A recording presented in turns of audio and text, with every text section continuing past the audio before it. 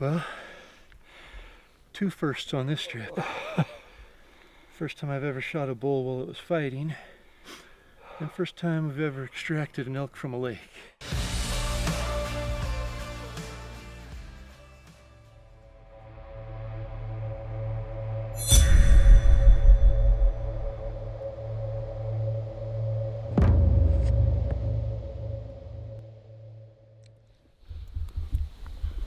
Well, good morning. It blew and rained like crazy last night. It probably blew more than it rained. I thought my tent was going to take sail, my spaceship. Last night when we were going to bed, there was definitely some bull, or a bull, bugling off to the south side of this ridge, but I can't get anything to fire up this morning. Rained. I don't have a raincoat. It's supposed to rain all day. That's a bummer. Of all the things I didn't pack, no raincoat this trip. So hopefully we can find something bugling. It's last day. We'll give her heck, I guess. See if we can find something.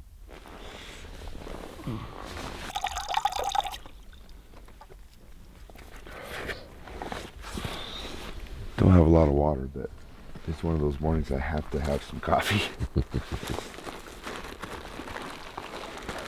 See if I can shrink the bags under my eyes. Let's look at those.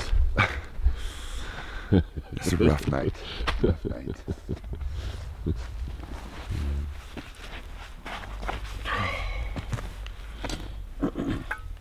We just woke up, got everything packed up. I'm tired, I'm dirty, my face is dirty, my legs are dirty, everything's dirty. I'm tired. No bulls yet on the ground, not for lack of trying. Did you say, Tyler? Yeah, no, it's not due to lack of effort by any means. Yeah. So we were right in the middle of them here last night, finally, and but nothing piping off this morning, so they probably went the opposite direction of the truck. We have to get back to the truck somehow by the end of tonight. That is where we heard. The bugling is over there. Yeah. There's a ton of burn all around. There's that green patch. I mean, not knowing what else to do and which direction to go, that makes somewhat sense. Yeah. We gotta go find them again. Yeah, we gotta find a bugler somewhere. Somehow, somewhere.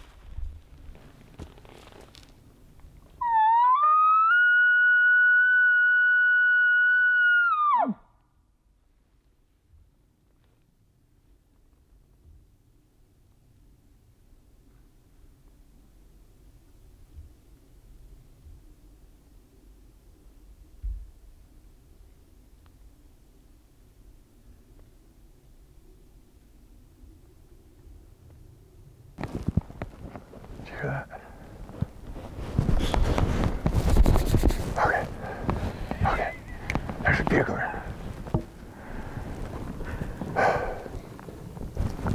You got him right about there, Ty. A little bit below us. All right, let's go.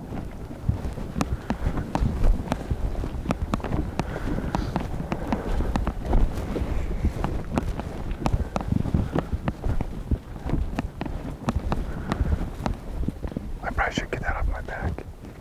Yeah, I was thinking it'd come in handy.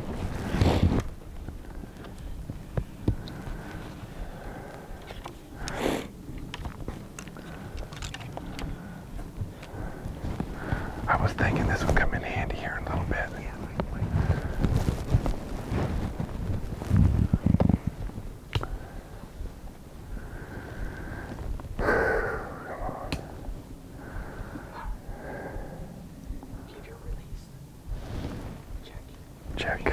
Check.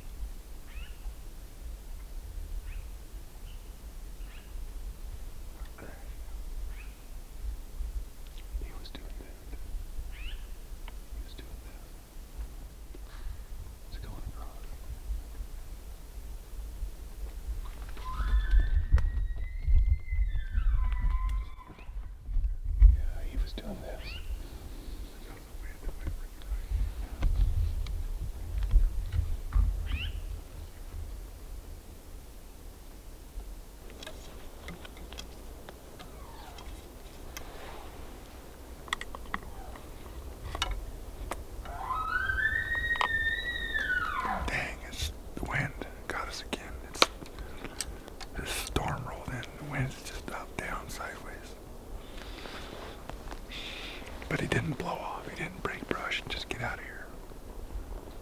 I think he maybe just caught a little tiny whiff of something that wasn't right. It could be Tyler and Lenny because they smell really bad on multiple levels.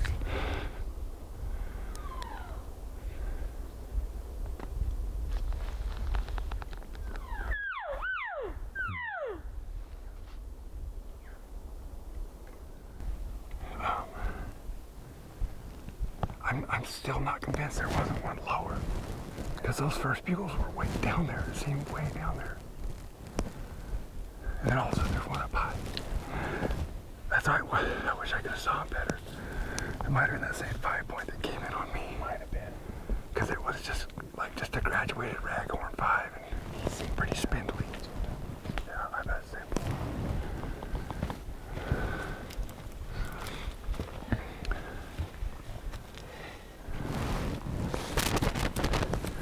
He went above us like 100 yards, 75 yards up there. And the wind's like, boom, he stopped. And see his whole nostrils flaring. And then he didn't run off, he just turned around. He actually started to come down, he bugled once. And he just walked off. So he didn't buzz out. That sucks to keep him so high. I know. Maybe it's so low. He was kind of coming down. I thought, man, maybe he's going to come down here. I was thinking he's going to come down and try to get below your noise. Try to get, smell stuff. And he didn't. He's coming right above. Just a little pinch up here. How big? I think he's that same little rag 5 that came in yesterday. Seriously? I think so. He was just pretty spindly. He just kind of points. He sounded good. It sounded good. I'm still not convinced there wasn't another one down there, because when we were walking, it was at our elevation. It sounded right, and then all of a sudden, this one's 200 yards up the hill. This seems weird.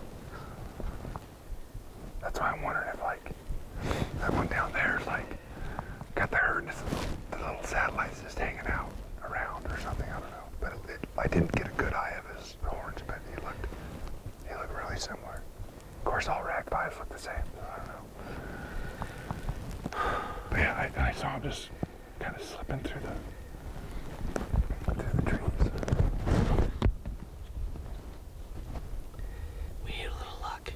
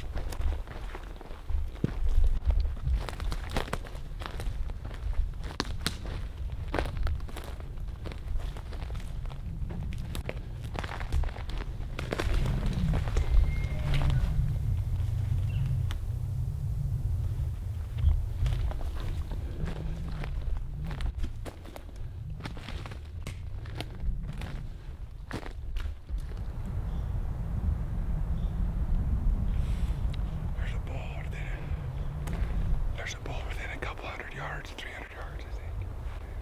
Just got it right there. Wind is blowing strong into our face. Like a convincing wind that shouldn't change. But I've thought that a couple times in the last 8 days. There's 2 bulls over here I think we can hear. That one sounds like the one last night. It does, doesn't it? Didn't want to play with bulls. That's why I'm just trying to get as close as I can without even saying anything. If you'll keep piping off.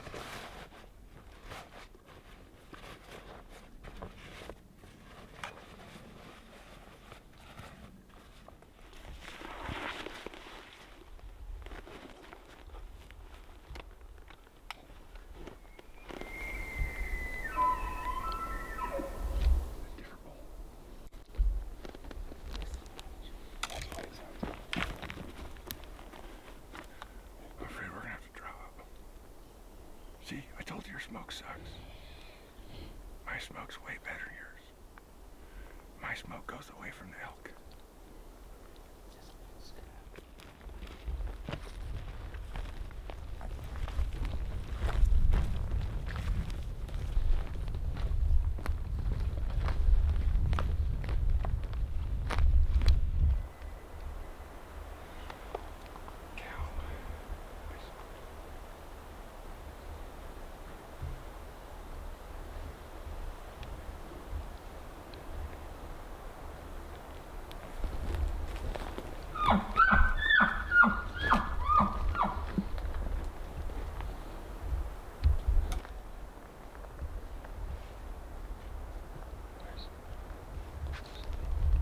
Step out there, step out there.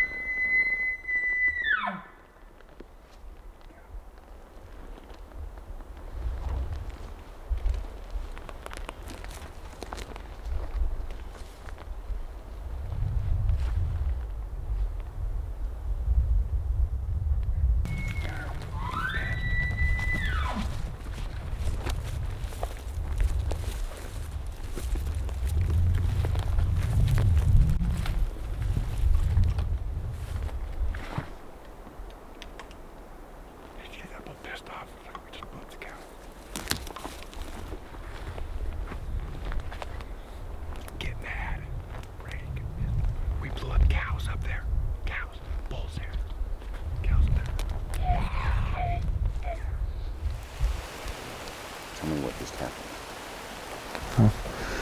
Well, we were kind of hustling here to get close to this bull, and there's a couple cows above us. I think they saw us walk, kind of blew them up.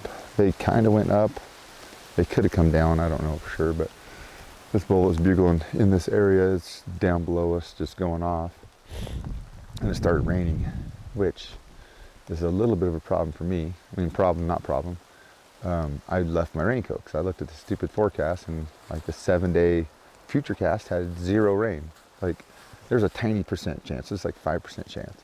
Well, now Lenny checked his deal, and it's like 90% chance of rain, 1/4 to a 1/2 inch, and I don't have a raincoat. And there's bugling bulls. So we're talking about how I was telling these guys how much when I was a kid, how much tougher I was. I'd hunt in jeans and football cleats and like some cotton hoodie and go out in the snow and the rain all day with a payday bar and a can of V8 juice. And now I'm like, oh, I don't have my raincoat. Oh. so I have to power through the middle part of this a little bit. These guys all have raincoats. They're all dry. I'm like, oh, I'm gonna put my other layer under my raincoat. I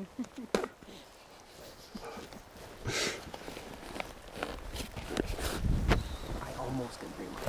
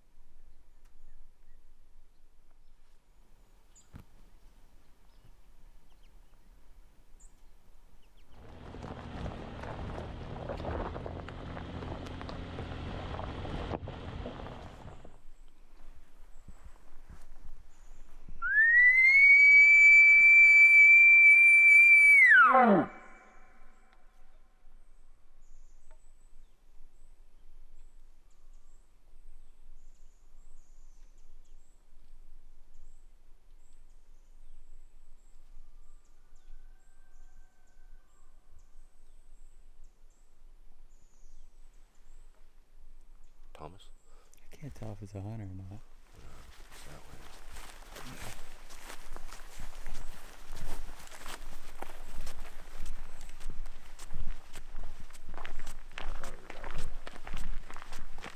You heard the echo. Mm-hmm. You were standing like that.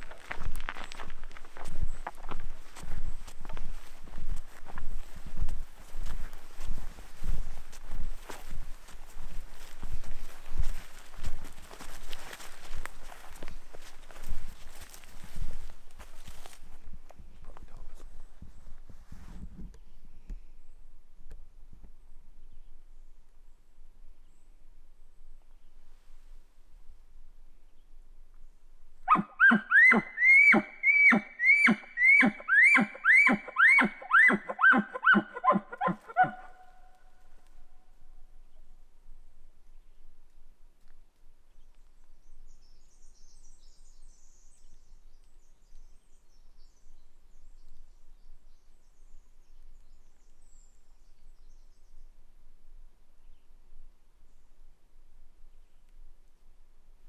We're just in search for a talking bull. We left 2 elk last night, and we checked on them this morning, and not a peep. There were some guys in a camp that just kept bugling their heads off at this bull last night as he was working his way up a drainage. Don't do that. If you locate the bull, just leave him alone, especially on Roosevelt, so you can call until they won't call anymore. Make them call shy the next day. Rocky Mountain bulls might be a little different. You probably bugle at them all night if you want, but if you're out night bugling and you're trying to locate, just throw out a locator. If you get a response, get back in your rig or get on your bike or tie your boots back up and leave. You know where that bull's probably going to be tomorrow, but he's not there today because I think those guys pushed him out. And we heard what we thought was some bull sounds a little bit ago. Another hunter from down the drainage was working his way up, and he, that bull, whatever it was, it just stopped making noise. I was using the bathroom and where I could hear it, but he never made a peep after that, so I'm not sure what's going on.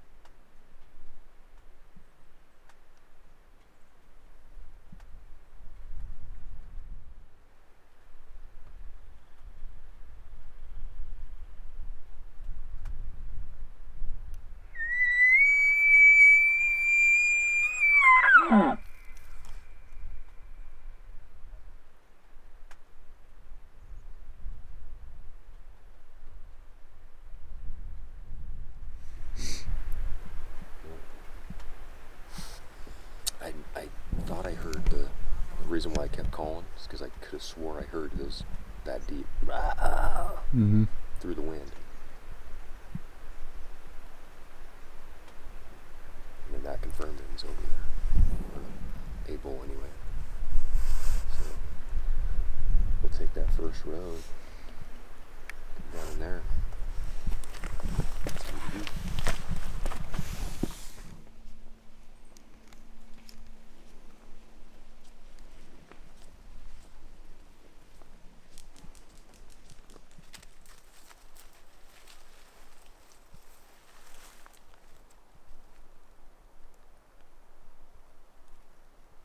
Sounded like it was straight below us.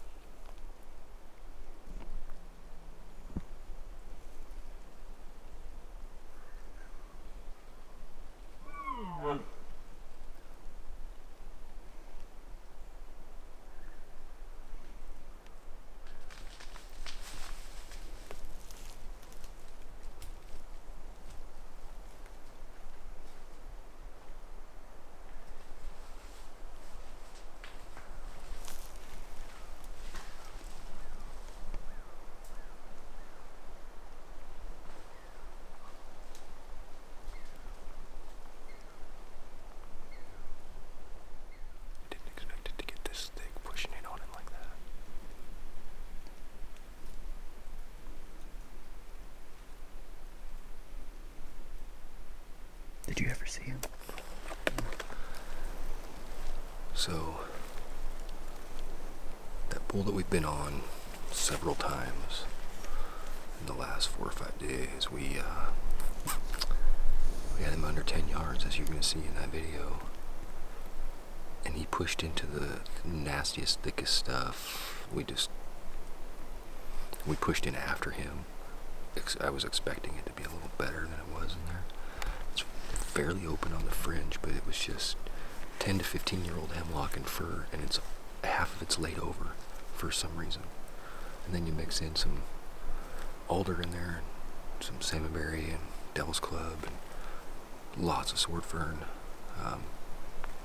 It's just a Pacific Northwest buffet, and we were really good about getting into it without making too much noise coming in on that bull.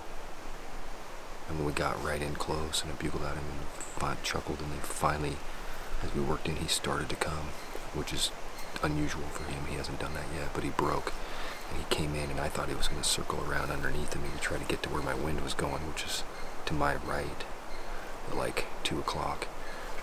And I had a big stump. Roy was set back up to my left. I had a real narrow window to shoot through, expecting him to come around that stump. I tried to give him a moan that direction to throw my sound to my right, bring him around, and he ended up walking straight up towards Roy, just to the left of the stump, as you saw in the video there. And even if I was sitting where he was, I wouldn't have had a shot. We went back and looked at the footage, and it was just, you can just see his neck up, basically. I didn't even see him. I had to watch him on video. Unfortunately, that's the way it goes sometimes. So, go get another one.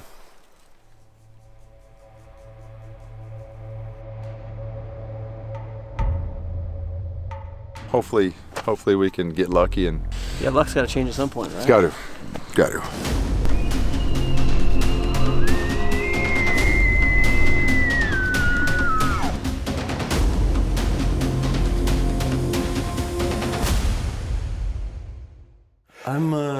I bet Tyler and Lenny are asking themselves why they didn't just go to that area to start the season.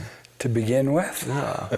There's more elk there than, I think they've had more encounters just on that hunt than they have the rest of the season combined. Yes, and that's some good elk. They got close.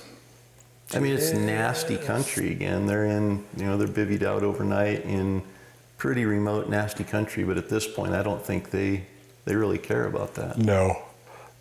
They want to seal the deal. I was going to say, I think they're maybe even thinking about how they can go find Lonely Jimmy again. Yeah, exactly. No, they got a bull bugling good, and we're moving up the hill on it, and just the wind wasn't great, so I think they thought it was a little farther up on the bench than it was, and couldn't quite make it up there before the bull ended up coming in on top of them. And, Yeah. You can see it there. That bull gets to a point where he can see down the hill, and we talked about that a couple episodes ago in the strategy for success, getting on the same level, because visually the bull is able to see down the hill. And, this good strategy for success for today's episode is using terrain when you set up, because you can see where that terrain break is. You've got the bench, and then the terrain breaks over onto the hillside, and Tyler and Lenny are on the hillside moving up. Had they been able to get right to that terrain break onto the edge of that bench, they would have been perfect. They'd had a great shooting lane right there. The bull would have stopped at the terrain break as it looks down the hill. So anytime you can use a terrain feature to set up, it's going to be helpful. The bull's going to have to come to that point before he can see where the collar's at. They were 20 yards from the bull and didn't have a shot because of the angle of the hill and the bull being on the bench. And so it's a good thing to remember when you're setting up to call in an elk. Don't set up in the middle of a hillside. Don't set up, on a flat when the bull's 100 yards across the same flat. Try to find a terrain break feature, something that you can set up and utilize the terrain a little more. Yeah, even if that little knob or roll is right up above you, and you think that they're going to come right to the edge of it and you'll be able to get a shot off, they're going to come right to the edge of it, but you're not going to be able to get the shot. Yeah. And they're going to scan and look down on you and see that there's nothing there, and turn around pretty and nervous pretty use quickly. their senses and get out of there. Yep.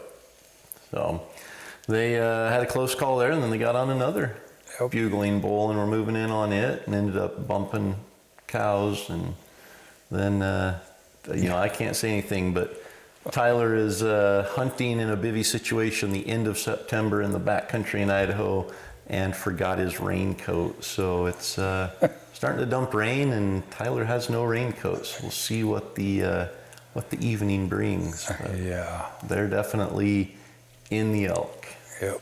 And Cory in the elk. That's the most action Angry Spike has seen in a long time. Yes. Definitely since they started being involved with Destination Elk. But Cory's on a bugling bull pretty much every episode. Yes.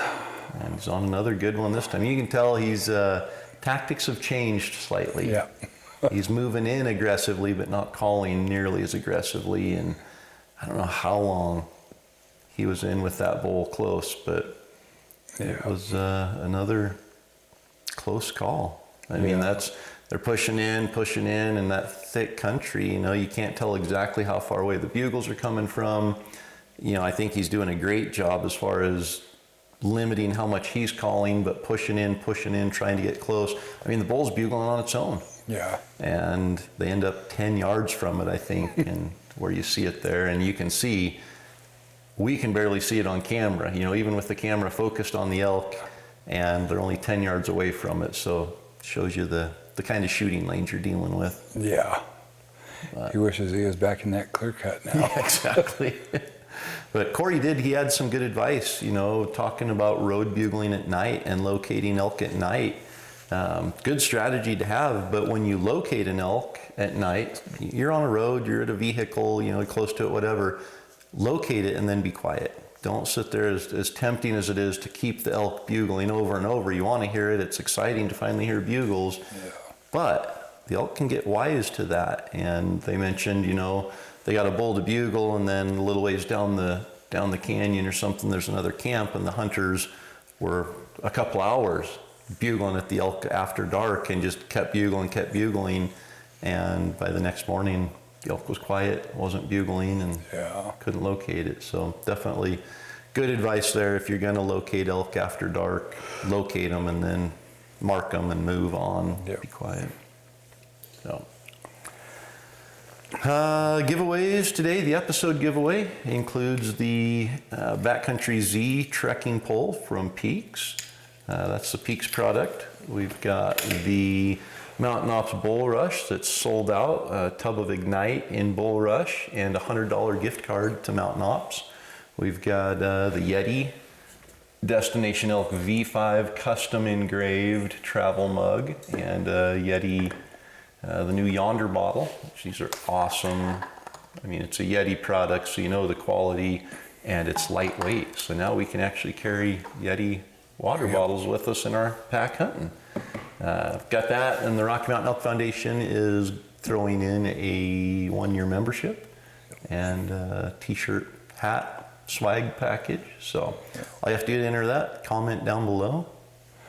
Yes, we're getting kind of towards the end, and if you haven't commented on the other episodes, you have a limited amount of time to go back and comment on the previous episodes, and you're entered in all of those ones as well. Each episode there's a giveaway, and the comments for that episode are the entry to the giveaway. So you can go back right now if you're watching this before March 14th and comment in every episode of Destination Elk from this season, and you'll be entered to win those episode giveaways. We'll pick all of the winners at the end, and we'll announce those in the final episode, which will be on March 14th. So we'll be giving away 16 gear packages to 16 lucky winners. Yep. And speaking of getting down to the end here, it's a sad time of year when the series comes to an end, but it's not over. No. We've got more content we're going to be sharing. We've got the Outfitters for Hope hunt with Nico, which incredible. If you watch any episode this year, that's the one to watch. So incredible hunt with just an incredible young man, and we can't wait to share that. I've got my Colorado hunt that I spent 16, 17 points to draw the tag. We filmed that, got some incredible footage, had some incredible call-ins, lots of bugling action. It made up for the slow start for us in Destination Elk here, but that's going to be coming out. So make sure you go to elk101.com and you can check the schedule there, but sign up for the email list, because when those episodes come out, we will absolutely make sure that we email out when they're coming and how you can watch those. So be sure and sign up for the email list. Another reminder, the Peaks Lifetime giveaway is coming to an end very shortly as well. So if you haven't bought your t-shirt yet, you can buy the Destination Elk V5 shirt at peaksequipment.com, and that's your entry to win the Peaks Lifetime giveaway. Yes. So, you know, it's raining. We've seen Tyler and Lenny do some filtering multiple times this year. And we used a filter every night at camp when we got back. We'd filter water and get a supply for the day, but had a lot of comments asking us about our hydration system that we use this year. It's new for us, And a brand new company just came out. We found out about them last summer, and we're intrigued. And I absolutely love the hard side hydration swig rig system. So we showed it in a previous outro, but just wanted to show it again here. So it's a normal Nalgene-like water bottle. You can get, normal, whatever they are, 32 ounce, 24 ounce. This one's a 48 ounce, so a bigger bottle. But the lid just screws onto any of those normal Nalgene type bottles. And it's got a straw in it, and it's got a really cool little breather there that allows the air in there, because you have to have air to get the fluid to come up out of it. But then I've got the insulated hose. They have a non-insulated one that's a little lighter, but I've got the insulated one. It's more durable, keeps water cooler, doesn't freeze up if it's cold out. But it's so handy for filling these things up back at camp. Your filter plugs right in there. It's a perfect size, sets in there, press fits in. You pump all your water, you're done. Put the lid back on, and there's no spilling. You don't have to worry about a bladder puncturing and leaking, and you've got access to a mouthpiece and instant water all day. So it's the best of both worlds. You can just drop that right down. If your pack has a bladder sleeve, just drop that right down in the bladder sleeve. Or on the outside, if you have a water bottle holder on the outside of the pack, that's how I carry mine. Just drop that right in the water bottle holder on the pack, and then run the tubing up through the straps and then over my shoulder, and got access to this just hanging right off my shoulder all day. So it makes it easier to fill. These are easier to clean. There's less chance of puncture and leak. It's a super innovative idea, and glad we found out about it. It was a lot easier after the season was over. It was a lot easier to clean it out and not have it get mold or algae growing in it also. I was always trying to get down in the corners of my bladder, and that thing is a lot more simple to clean. Yeah, so it's one of those things that you look at and you're like, why didn't somebody think of this 20 years ago? Water bladders, it's a pretty cool concept, and this just takes it to another level. But if you're interested in learning more about them, they're an awesome group of guys from back east. We've met them a couple times, Total Archery Challenge, and they were at Hunt Expo in Utah. But it's hardsidehydration.com. You can go to their website and order. You don't even have to order the bottle. You can just order the swig rig. So the lid and the straw and the hose. If you have your own bottles, they've got bottles there. But use promo code ELK101, and they've graciously offered to discount 10% off of any orders using that promo code. So awesome product, and I know I'll be using mine for a long time. So I think that wraps up the episode. It's kind of, shorter episodes. The Scousins have been tagged out for a while and gone. Donnie and I are tagged out, so it's down to Cory with Angry Spike and Tyler and Lenny. They got one more episode to see if they can get it done. Make something happen. Yeah, we've got 3 of the 8 tags left here, so see what happens. We'll catch you. I just noticed that. I wasn't even wearing. No, I didn't notice that. But no dad joke. I just noticed I'm not even wearing my hat. My hair's all messed up. Well, that gives people hope that maybe they'll see a mohawk there again someday. Yeah, no, I left my hat on my dash. It was a little stressful drive coming up. There was a accident. There was a big rig that was hauling Vicks Vapor Rub, and it overturned, and it was getting cleaned up, and the cops were there letting everybody through, and checked, and they said that there was going to be no congestion for 8 hours. Wow. Wow. It was a stretch. That wasn't even a stretch. Yeah. No congestion for 8 hours. Well, I'm glad the cops were on the scene and got that cleared up. It was a Vicks Vapor Rub. Yeah, I got that. Okay. I'm having to explain it, Dad. No, not that one. Not that one. The purebred dog one, I think there were quite a few people that commented, I didn't get that one until you spelled it out in the subtitles. You spelled it bread, B-R-E-A-D. So, Yep. yeah. Vicks Vapor Rub, spilled. Cops are there cleaning it up. No congestion. For 8 hours. There you go. Almost got out of here without a dad joke, and I can't say that it would have been better or worse either way. Getting to the bottom of the barrel this long into the season. And after 5 seasons, I mean, I don't think you've repeated any. No. So that's impressive. Yeah. Make sure and comment down below to enter to win today's gear giveaway, but also if you have a dad joke, because Donnie could use some help here. Yeah.